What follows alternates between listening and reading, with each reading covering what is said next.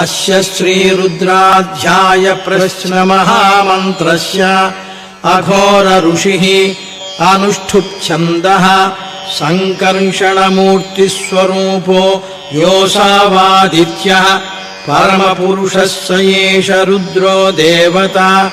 नमः शिवायेति बीजम् शिवतरायेति शक्तिः महादेवायेति कीलकम् श्रीसाम्ब सदाशिवप्रसाद सिद्ध्यर्थे जपे विनियोगः।